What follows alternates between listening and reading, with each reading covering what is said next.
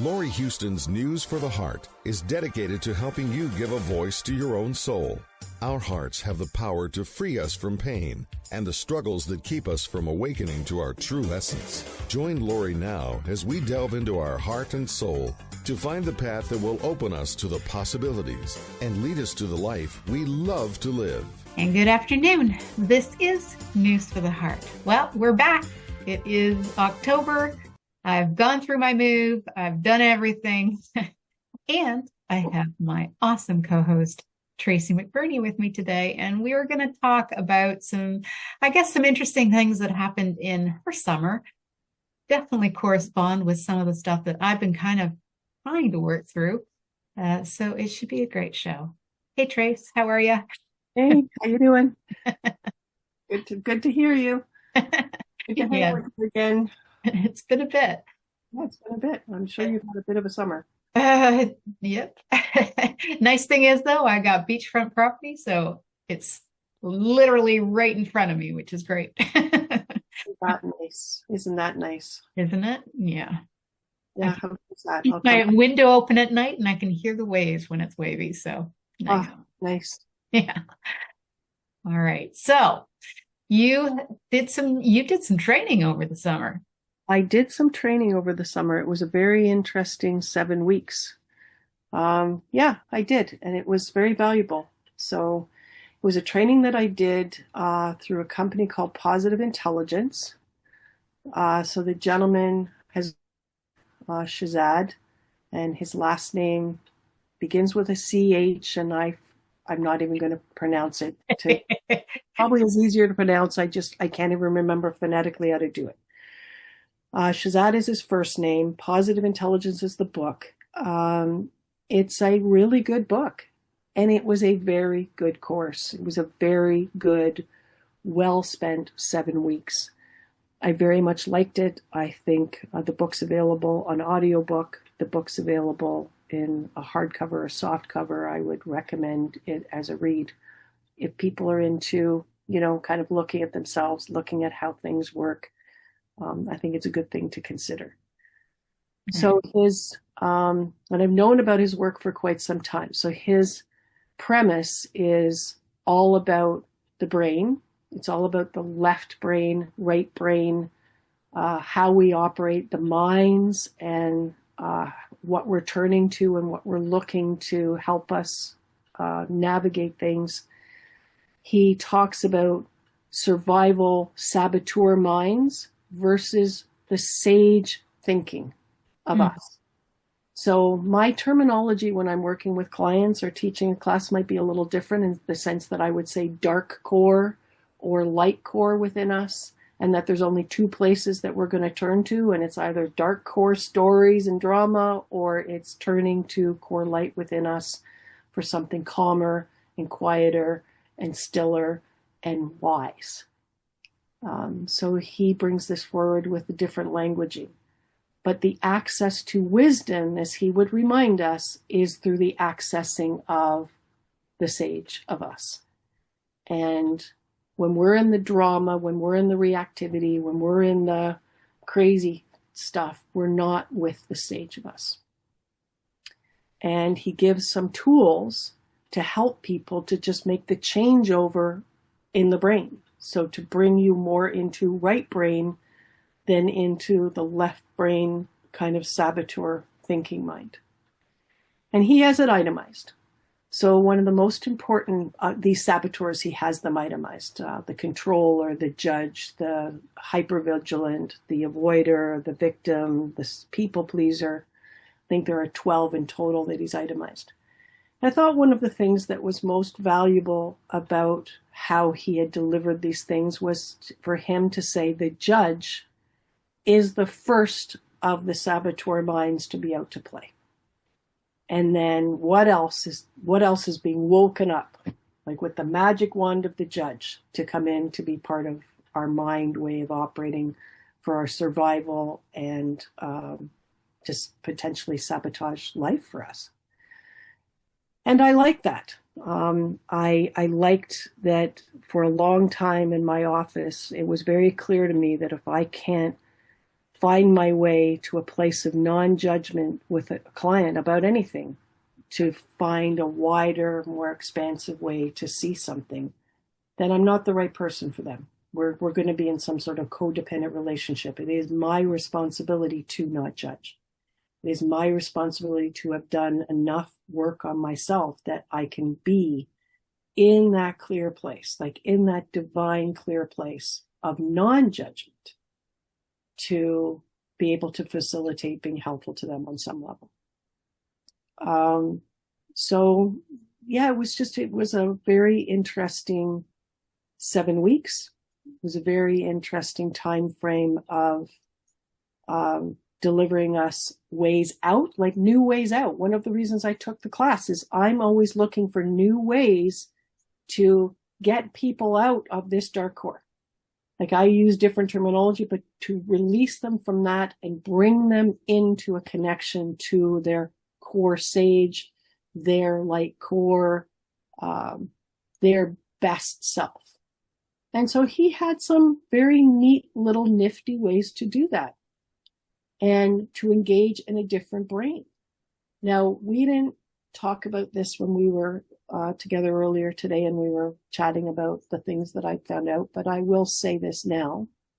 He calls them PQ reps, and they're just simple little 10-second exercises to bring you out of one of these saboteur, judging, controlling, avoiding, people-pleasing aspects of ourselves, to really just be able to make a different choice, to be able to come into a calmer, clearer, more connected place, more connected with yourself, more connected and involved.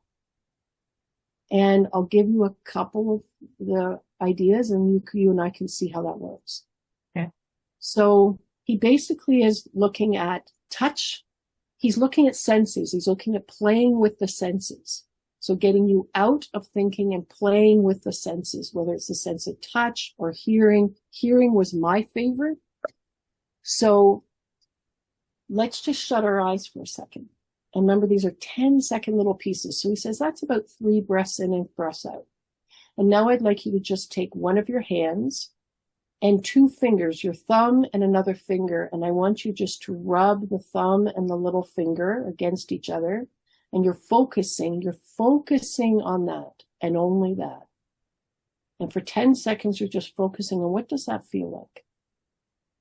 What does that feel like? What does the fingerprints feel like? What do the little nicks in your skin feel like? You're just focusing on that.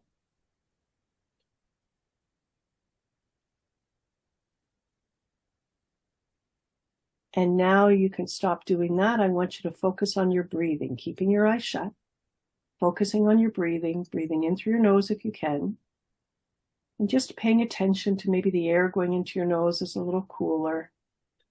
And then you're breathing out through your nose if you can, and just seeing, is the air maybe a little warmer? What does that smell like as you breathe in again? Is there a smell that comes in with that cooler air? And you're just focusing on that for that 10 seconds.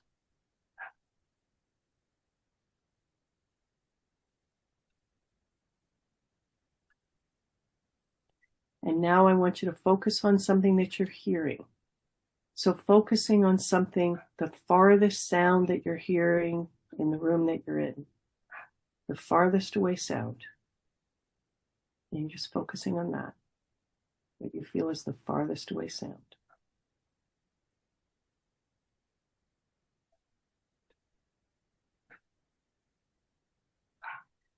And now focus on what you feel is the closest sound. Maybe even including the heartbeat that is your own heartbeat, the closest sound that you can pick up.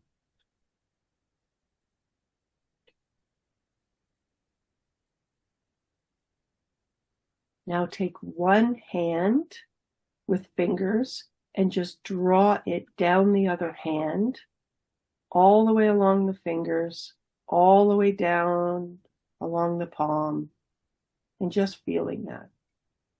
And then coming up and doing that again, almost like you're petting your hand and you're petting your palm.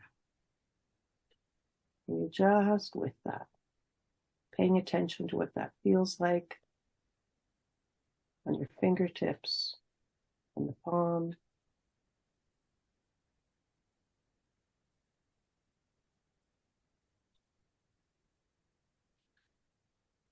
And open your eyes. Does that feel a little calmer?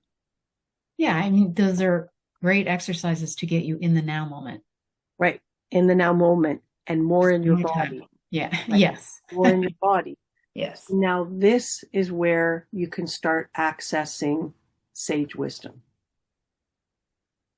And so you're just here. You're in that calm, in the now moment. You're in your body.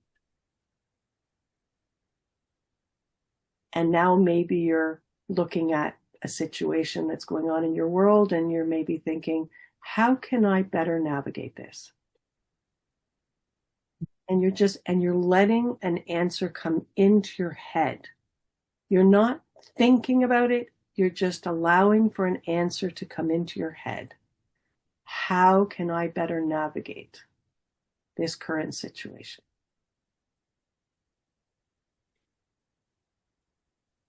And so for him, in the wisdoms pop in to the head. The head becomes the receiver of the wisdom from the sage self. It's not thinking all of this. For me, especially with people that are big thinking people, I sometimes would like to just bring them to a completely different brain, which I do. Bringing them down into heart. Just right out of the head brain completely and down into heart to access that wisdom, that sage wisdom from that place. So I truly and absolutely appreciated everything that he was delivering in. But to me, I just find the more delicious way. And I love these PQ reps. I love them. But I still feel like the more delicious way, the easier way for me is just to make a brain switch to drop down into heart before I want to ask those questions.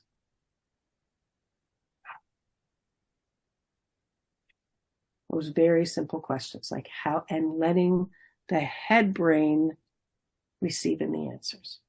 Or as he says, letting it pop into your head. Letting a word pop into your head, letting a sentence pop into your head, letting a vision pop into your head. And then kind of going, okay, and allowing yourself to maybe act on that. To maybe recognize that thing that just popped into my head is wisdom. It's wisdom coming from me. I don't have to think all of this out. I just need to get quiet. I need to be with me. I need to be with that core light of me. I need to be out and away from the judging me, the controlling me, the pleasing me, the hypervigilant me, the hyperachieving me, the avoiding me. That I need to be away from the protective me, the defending me. I need to be away from all of that just to be with this larger, wiser energy, intelligence of me. Or what I would say, I want to be with my heart. Or my new wording, my all-knowing, healing heart.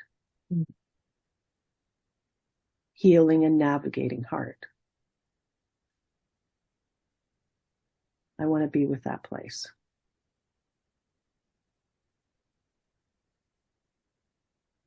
I've had enough. I've had enough thinking. I've had enough judging. I've had enough protecting. I've had enough defending. I've had enough of all of this. I've had enough for right now. It's enough. It's too much. It's too much accomplishing. It's too much setting a different goal. It's too much. It's too much avoiding. It's too much. It's too much people pleasing. It's like, and we do get to those places where we're just like, oh my God, if I have to please one more person, I'm going to scream. And it's like, yeah, it's too much. Come away from all of that. And he gives us some really cool things. The PQ reps can bring us away from all of that, can bring us into that power of now place, that now present time in our body place. And sometimes it's not even about getting any answers. It's just about being in this place. I pulled myself away from all of that, the drama of all of that, the hardship of all of that, the energy drain of all of that. And I'm just going to be here. I'm just going to be here. I'm going to be in this other place. I'm just going to be with me. Whether anything comes to me or it doesn't come to me, I'm just going to be with me. And I'm shutting down all of that other stuff.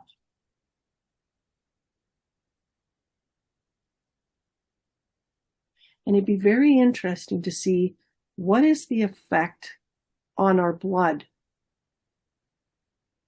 What is the effect on our blood when we do that?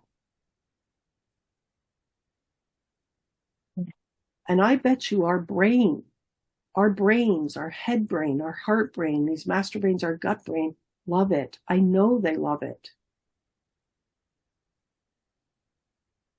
And it'd be interesting biochemically go, how long does it take before the chemicals in the blood change? Once we make that choice to come out of drama. Quite recently, I got a new client who claims she's never actually experienced any type of peace or joy. And so, knowing a little bit of her background, which she was born and grew up in Iran and then came to the US. The important piece is that I've been trying to come up with some suggestions, because all of the things that you said, I've asked her about, like, how can we get you out of your head? You need to come into your heart. And so as I was asking all of these questions, I came across an article on Facebook about illness. And what they found was this one woman so completely different woman, of course, was not fighting off any illness in her body at all. So a cold could take months or longer. Her body wasn't fighting, and they checked her blood, and basically they said it was just like dormant. It was going along, but it wasn't doing what it was meant to do. And then I don't know if they suggested it or if whatever happened, she was watching a movie and it was making her laugh. And then when they tested her blood, they saw that the blood actually sparked. And in that spark started it to actually start moving again and doing what it's meant to do, which is bring in more white cells to fight the infection and stuff. But up until that point, they just couldn't get her blood to spark. Like, it just was dormant. It was working, but it wasn't doing what it's meant to do. And then she laughed. And obviously a real true laugh, not just a fake laugh, but like something that came from her gut, like something that was a full laughter. And that somehow did something to spark her blood to start working again. Okay. Yeah. So I love it. And you said you were going to send me that article, and I love that. Yeah. So a thought occurs to me from you saying that. Do you remember a book called Eat, Pray, Love? Oh, yeah. And do you remember when she gets to Bali? Yeah. And she gets to sitting with that sage master that she's sitting with. And one of the last things that he delivered to her before she left him was this idea, this meditation where she was to come down, and it wasn't hard, and it surprised the bejesus out of me. He wanted her to visualize, he wanted her to be with her liver and allowing her liver to smile.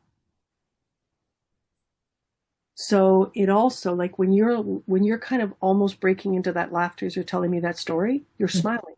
Right. So I love the fact that they said what they said about laughter, but in order for somebody to laugh that way, they are smiling. So does somebody need to laugh that way, or do they need to bring themselves into a smile? What happens if they just smile? What happens if they just allow themselves to smile? What happens if they follow what this beautiful Zen master said in this meditation, which is come down, be with liver, and see liver smiling? Liver is the seat of anger. Gallbladder responds to rage. Like it's just just a thought. You know, do we need to find all these things that will bring us into a belly laugh, or can we just allow ourselves to find things that make us smile? What is the impact of just smiling?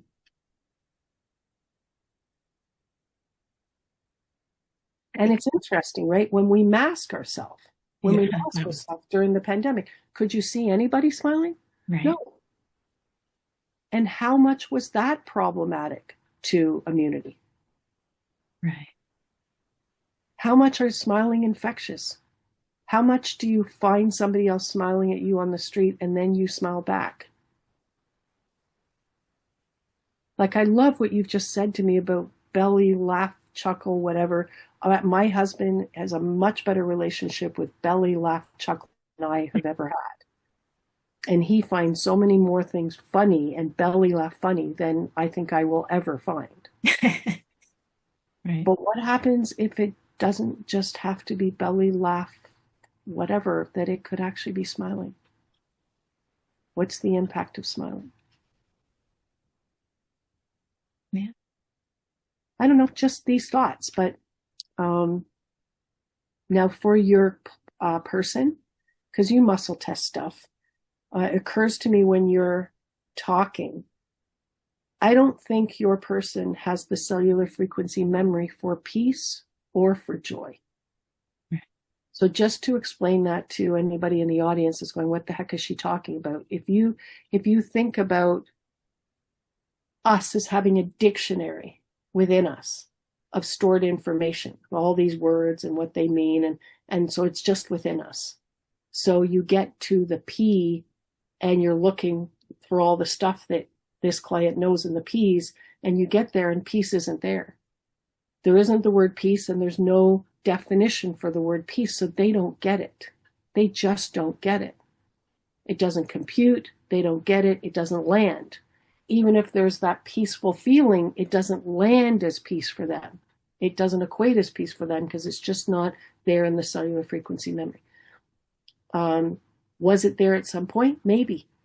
One of the things that I've found with clients is that they did have a cellular frequency memory for happiness until that car accident. And then the shock of that car accident ejected a whole bunch of stuff out of the computer of them. And when the computer actually came back into getting put back together again, it was gone. And there were other cellular frequency memories that were just gone from the dictionary. They just didn't land back. And so once we realized that, we could not only just bring the happiness cellular frequency memory back, we could bring all of the cellular frequency memories back that got lost in that shock, that were still important for that person to understand and know in their dictionary. So I don't know what the story for her is, whether she has always had that issue with joy or always with peace. She remembers being sick from... She's never actually felt well. Okay, well, go back. Oh, you mean never? Like never felt well? That's what she says. She's never felt well. She's always felt sick. Yeah. Well, so if we go to root chakra, just to play with this for a second, we go to root chakra, the term exist. So it's supposed to just be root chakra, beautiful root chakra, spinning in right direction, spinning in proper form, just spinning with this whole internal divine truth, knowing I exist. But lots of times we have contamination on that. Where that contamination comes from, I don't know, but it's like, it's not simple like that. It's just not, I exist, I am me, I exist here. It's like, I am me, I exist, and I exist to be sacrificed. I exist to be sick. I exist to suffer. So it's like, where did that come from? Is that needed? Is that necessary? Is that divinely delivered? Is that some sort of hijack? And just to clean that up. So I don't know. Does she have something going on at the root chakra that isn't just that clean I exist? It's I exist to be sick, or I exist to suffer, or I exist to be sacrificed, or I don't know. I throw that at you to test on a different day. Because it just kind of sits there and wants to be said back to you. So back to the judging. You and I were talking about it earlier. You were talking about how you really just feel like there's so much divisiveness that's happening, in people's consciousness. And that can happen unless the judge is out to play. The judge has to be out to play for that divisiveness to work. So there has to be stuff that is shoveled into us that wakes that up. And it seems very reasonable to judge it, and it seems very reasonable to judge them. It seems super reasonable. It's very sane. But at the end of the day, when we are judging anything, we are not as clear as we could be. And we're not with our sage, like we're not with our core light when we are in a place of judgment. We're just not. Right. So do you want to be in that place of judgment that is then dividing this and so do you want to be in that place? You can, it's a choice. You can be in that place. Or do you want to just come into connection with the here and now, so to speak, connection, be in your body, be with yourself, be with your sage, be with your sage wisdom. One of the sage wisdoms is empathy. One of the sage wisdoms is around forgiveness, full body forgiveness, not just forgiveness in the head. I've been doing some really cool forgiveness work over the last little while with people, and I just call it full body forgiveness. The forgiveness that impacts every cell, every space in between the spaces, all the way through the person, all the way through the aura, comes all the way into the ground, gets announced to Mother Earth. Mother Earth responds back to this person, and it comes up. That response goes all the way up energetically through the crown, and I'm just going to say back into the heavens. And it is a releasing, it's a full releasing, and it is a resetting that comes, rebooting. It's like a rebooting that comes from the earth back to this person. It's almost like you can go forward now, like you right? Super amazing. Full body forgiveness. I watched a person who I had done a whole vitamin kind of orthomolecular thing with a thyroid supplement. It really felt like we needed to add a thyroid supplement into this person's world. And I'd done all of that, and then we were having our conversation, and I was delivering to her what I'd done as far as a few changes in her supplement and the adding of the thyroid thing. And then we got into this forgiveness piece. We got into this thing that was going on in her world. And she was saying yes. She was saying yes to not being in this place of judgment. She was saying yes to coming away from the judgment. She was saying yes, judging herself, judging them. She was saying yes to that. And she was saying yes to this full body forgiveness piece. It was super cool. And by the time we finished this piece and she was receiving the reboot from Mother Earth up into the heavens, there was no thyroid supplement that she needed. Her thyroid had gone from a 2 out of 10 energetically to a 9.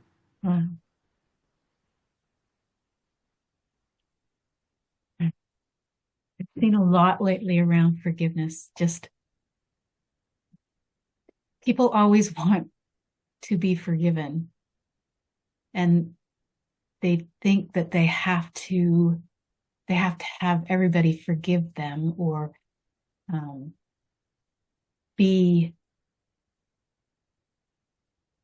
I guess when they're looking for forgiveness from somebody else, it's not so much, but they're hoping that they will be even the words aren't coming, but that they'll be forgiven. Like somebody's done a terrible thing, they pass away, and they're hoping that the other person will finally see their own forgiveness, or that they're sorry for what they've done. And what I've figured out lately is that we'll keep looking for somebody else to do it. Like we keep looking that they will be able to somehow, if they feel sorry and are apologetic and they apologize to us, then our lives will be better. But the thing is that the whole forgiveness thing, it has nothing to do with the other person. It always has to do with us. It's not about, we have to be able to forgive ourselves for allowing the things that happened that hurt us or whatever, but we have to be able to forgive us. Doesn't matter whether they forgive us or they're sorry. It's whether we can actually forgive ourselves, right, and possibly forgive them, but it's not about them. It's about us. Right. Well, again, be released, our willingness to be released from our own judgment of ourselves. The box, the cage of our own judgment, our willingness to be released from the cage and the box of our own judgment towards ourselves.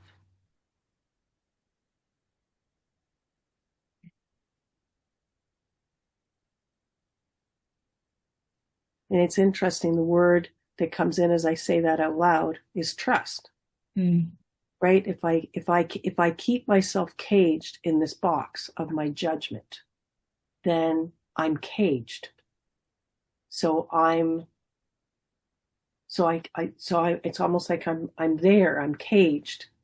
So it's like, it's almost like I don't trust me not to make that mistake again. I don't trust me to live again. I don't trust me to be out of this cage.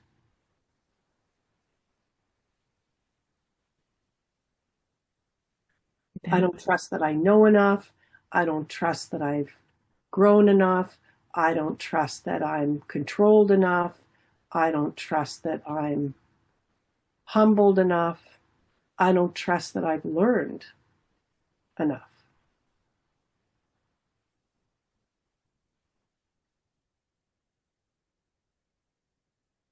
Gotten enough. I sat with Jimmy Mack one day. So Jimmy Mack is I call him my redneck healer guy. He's lovely. He's the gentleman that brought us liquid fish. So that is you can find that on YouTube. You can find him on YouTube. He doesn't call himself the redneck healer. I do. It's just the way he speaks and talks. He's just such a humble guy.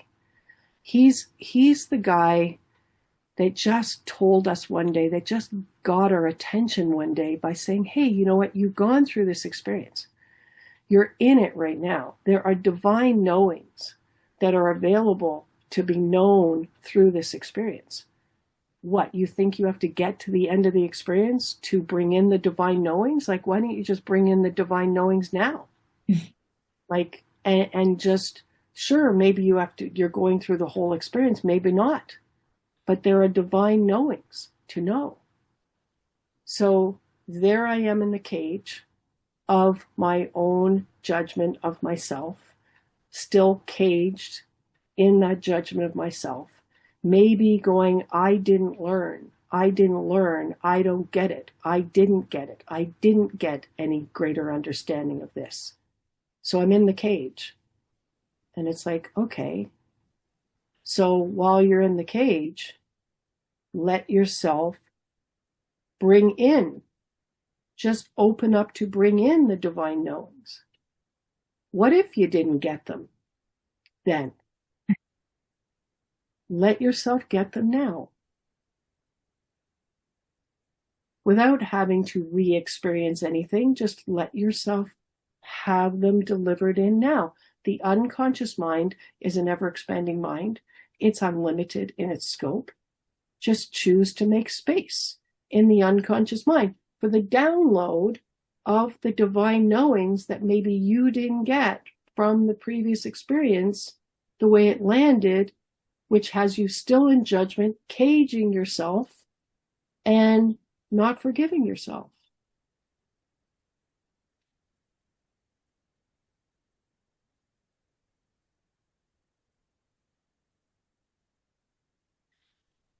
And that could have all come in from sage wisdom.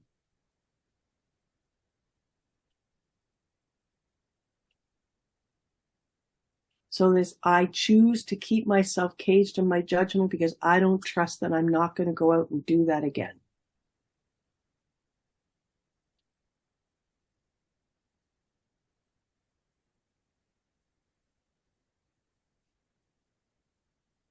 Interesting thought, right? Mm-hmm. Mm-hmm. Because maybe it's because I don't know why I did it in the first place. I don't know what took over me that I did it in the first place. So I don't know enough about how to control myself, so I won't do that again. And I don't want to do that again. And I don't want to hurt like that. And I don't want to hurt another. And I don't want to be bad. And I don't want to do a bad thing. So I'm just keeping myself caged in my own judgment, safely caged in my own judgment, so that I can hopefully now just be good and not bad.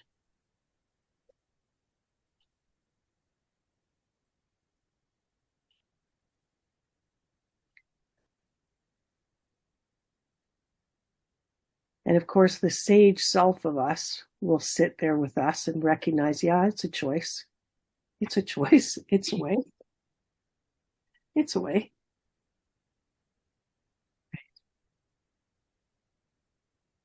And it was very interesting as I sat with all of that, that's what I saw. It's like, that's a way, but there is another way, which is just bringing the divine knowings that you didn't get and just allowing those to fall in. So you can be free from the box that you're controlling yourself in.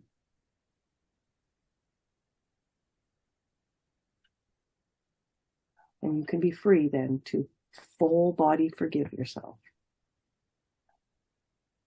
Mm-hmm.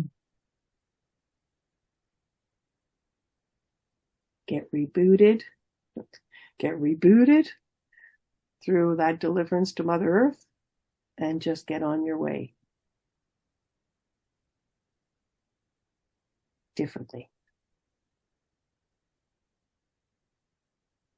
And it feels right. It feels like if you do it the other way, you do still get on your way, but you get on your way and you're in a box.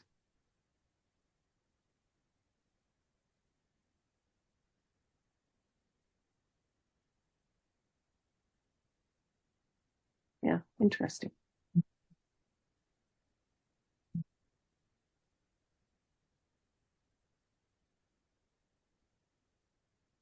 Yeah. Anyway, it's been an interesting journey with regard to judgment and willingness to be released to release myself from my desire to judge somebody else, and my willingness to release myself from my own judgment of myself and getting the greater understanding of why that hadn't happened and how I was protecting.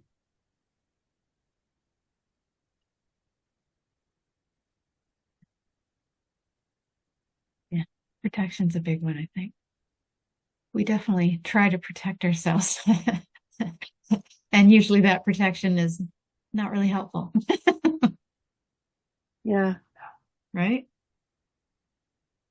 Yeah, it was interesting. It was interesting too when I was way back when I was delivered into Candace Blakely's New Decision Therapy. She's passed away now. And one of the things that she was doing in that was really helping people to recognize what she called their tragic flaw. This very deep kind of wounding that had happened. And she had said to me, because she was the one that uncovered what she felt was my tragic flaw, and she said that it was that of protection. And it was interesting because that seemed that was hers.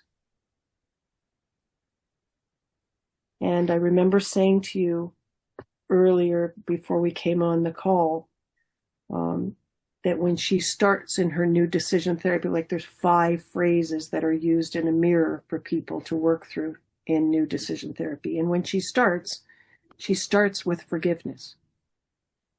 And there were just things about these 5 phrases and what they did, which was lovely, and what they didn't do. And I guess it took me a while to really recognize that I needed something before those phrases. I needed to be able to stand in a mirror, maybe if I was doing mirror work, because new decision therapy is all about mirror work, to stand in that mirror and looking in my left eye, looking at myself in my left eye. She would literally say that about 90% of the people on this planet will find themselves in their left eye and will find the opposite sex in the right eye. Not everybody's like that, and she's got a way of testing it in or out of the mirror to be able to discern where that somebody is in neurology. But the most common neurology for humans looking in the eye, because she does itemize that when you look into a mirror, you can never look in both eyes at the same time. You're always looking in one. And so she would literally point out that the left eye was literally the eye to look itself in for most people. So for me, I really felt like I needed to look at myself in my left eye before I ever started in on forgiveness. To literally look into my left eye, to literally speak to myself or make an agreement to myself of a willingness to release my own judgment of myself or another, like a willingness to do that. I'm stepping in to do this mirror work, and I have a willingness to release myself, a permission to release myself from my judgment of myself or my judgment of another. Because what's the point? What's the point of getting through all 5 of these other lines if you don't have a willingness to release yourself from your own judgment of yourself or your own judgment of another person or another company? It ain't going to work. Right. It's just not going to work. It's not going to work fully. Because the judge will still be the saboteur mind in charge in that mirror, in that session.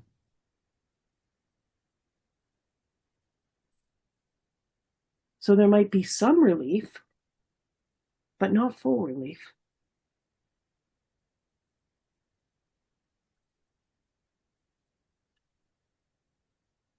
And I really felt like back then, maybe part of this, we've spoken about this in other radio shows, or at least one, to look myself in the left eye to give me permission to heal that day, to give me permission to look at this and to fully be released from this.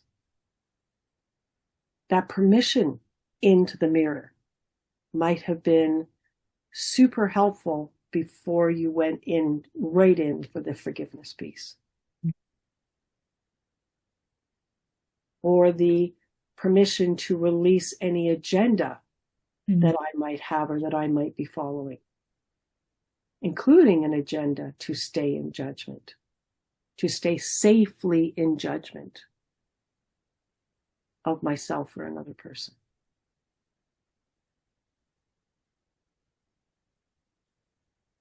Anyway, it's been an interesting journey investigating this concept of a willingness or a non-willingness to be released of our own judgment or the judgment of another. And then even today, just to sit here and just kind of ponder this concept. Right. I am doing this for good reason. I am doing this. I am holding myself in this box of judging myself for good frickin' reason. Leave me alone. Yeah. And it could be that very good reason if I don't understand how that happened in the first place. I don't understand how I got to that choice in the first place. I don't understand how everything got so frickin' sideways in the first place that I landed there and was so vulnerable to making a choice like that. And I don't want to do that again. And I don't want to be hijacked again. So I'll just stay in this box. Thank you. Yeah. We like our boxes. Yeah. Sometimes. Yeah, but it is cool to just sit here with this. Mm-hmm. Anyway, this is it. This has been my world for the last, for the summer. My summer has been a summer of really looking at this. I'm not going to call it the evilness of judgment, but really looking at the insidiousness of it. Yes, that's a much better word. Insidiousness of it, but the protection of it. Right. And the need to use it. For our own well-being, as we might see it. And yeah, just kudos to Jimmy Mack for bringing in that concept that no, just you don't have to go through the whole experience. Just allow for divine understandings to download into you now. Right. They're there. They've always been there. Just allow yourself to receive them in now. And see how that changes the very experience that you're currently in.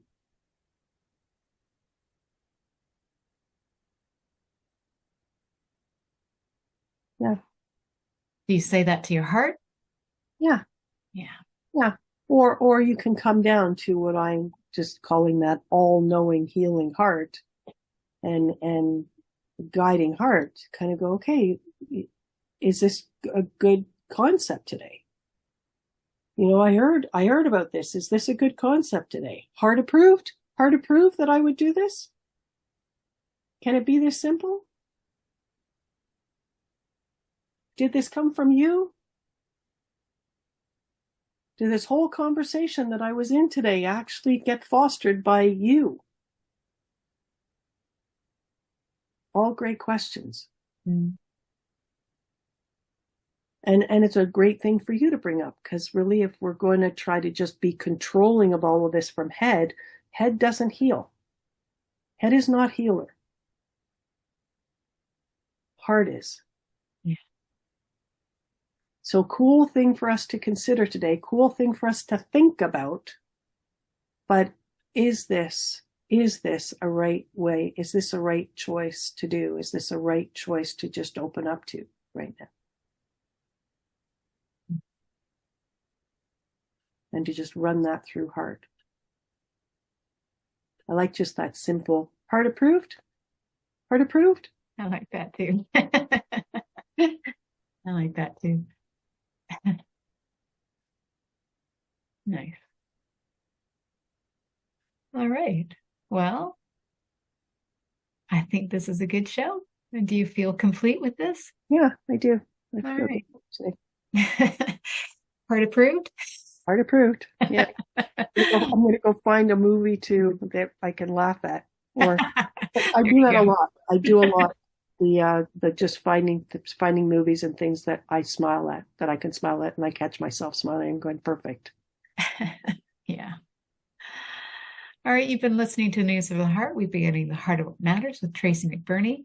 I'm not sure what we'll call this. Heart approved, maybe. I like that. All right. We will be back next month. Thanks, Tracy. Love you, Laurie. Love you too.